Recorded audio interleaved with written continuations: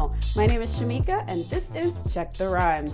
You already know the drill. Subscribe, tap the bell icon, like, comment, share, and then check me out at my media partner, Sweet929.tv.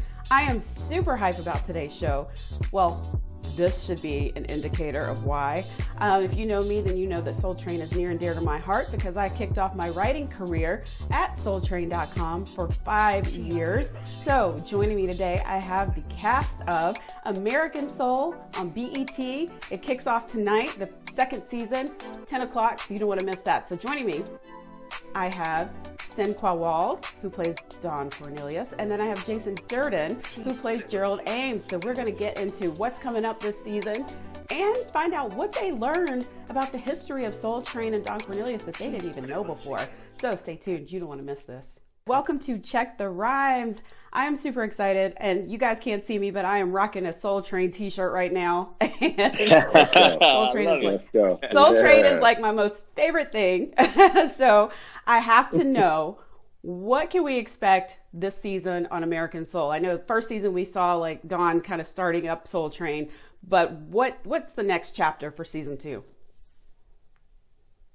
More twists and turns. I think, at the end of the day, the show was always created to be a look inside the world behind Soul Train. So, Saturday is kind of the bridge that brings everything together. And then everything a part of that or behind that is what life is really like. And you see what it takes to keep something afloat.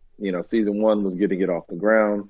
And like anything with success, it's hard to get there, but it's even harder to keep it. In season 2 for Don, you see him go through all those struggles to keep what he's created and his baby afloat. Okay. All right. Jason, I have to ask this because when I first saw you, I was like, why they don't have you playing like El DeBarge or one of the DeBarges or something? But they got you as Gerald Ames. What can we expect with your character this season? Well, first of all, I can't sing that how to play El DeBarge. I wish I could. I have the hair, but I don't have the voice. But Gerald Ames, you can expect. Well, you know what? He's so unexpected. So from episode to episode, he's gonna surprise you. But I will say this: that he's making a conscious effort to be clean, to go legit, to have everything on the books. He's got a business with Don, the Soul Train Club, and he's clean.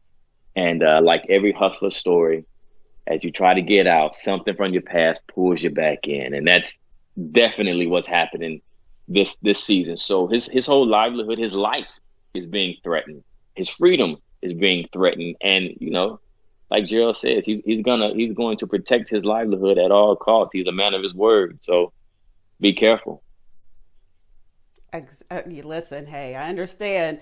So, question for you guys: is there anything that stood out to you, like as you've been reading the scripts and researching Soul Train, anything that stood out to you that you did not know about the history of Soul Train or even Don Cornelius?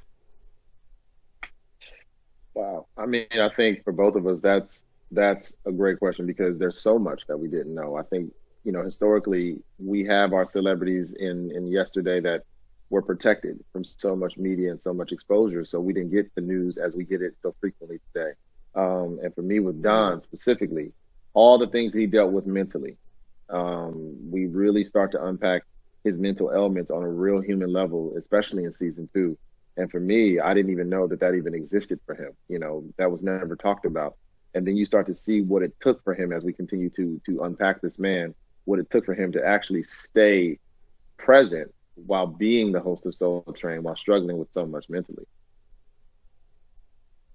True. What about you, Jason? Yeah, just to echo what Sinqua said, it's a fascinating tale to really understand what Don was dealing with in his personal life, and yet still be able to hold the mic, and say peace, love, and soul. It's gonna be a stone cast, and still keep the tape rolling, still keep the party going. And I think it's because he understood the importance of what he was doing. I like to say that Soul Train is the first platform that we had as African Americans to be ourselves in the backyard. It's just that the whole country was watching. We were unapologetically ourselves in what we wore and the songs we sang and the way we danced. And he understood the importance of it. So no matter what he was going through personally, that could not jeopardize the legacy that he was creating for himself, but also for his people, his culture, and for America. Absolutely. And so for my last question, this is a doozy. If you were going down the Soul Train line, what's your signature dance going to be? I was like crickets. Well, okay, so before I do the dance, I would have to stretch, right? I have to do some yoga. Okay. But, we got some ice for you at the end of the line. Right. I think I would go down doing the centipede. Oh, okay, ambitious. All right. I love it. I would throw it back to the old school Cabbage Patch, honestly. You know, the Cabbage Patch. Yeah, okay. Shout out to, House Party and Kid and Play. I'd have to do that one. Okay. All right. I love it. All right. Thank you guys so much for joining me here on Check the Rhymes. We will be checking out American Soul. It premieres tonight on BET at 10 p.m. Love, peace, and soul, y'all.